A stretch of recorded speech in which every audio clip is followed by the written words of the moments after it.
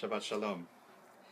You may know that we're in the middle of the counting of the Omer, kind of a mysterious ritual these days because it doesn't seem to have any bearing on the way we live our lives in most cases.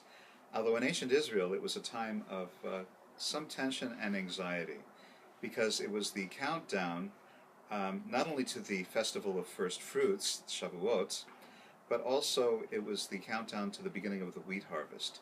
So this was a critical time of year in which the rainfall in Israel is always a little bit iffy.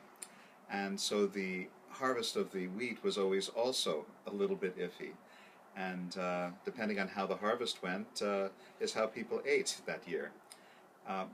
We probably don't have the same level of anxiety about food today as they had then, although with global warming and with changes in global weather patterns, maybe we do have more to worry about today. It's basically the same thing, that we depend on rain, we depend on moisture, water, for our food to grow, and without that, we are in deep trouble. At any rate, today we're not so worried about food. We ought to be more worried about our moral character.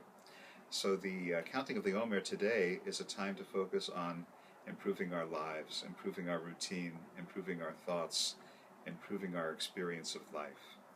And Shavuot, which is today no longer an agricultural festival, is similarly transformed into a moral, ethical, spiritual celebration, a reenactment of giving the Torah and receiving the Torah at Mount Sinai. So Sinai, that's a big topic. It's not simply something that happened 33 centuries ago, approximately. Ideally, it's something that happens every year and perhaps also every day. I always like to say that the universe is talking to us all the time. We're not so good at listening. But when we do listen and we do get the message, that is revelation.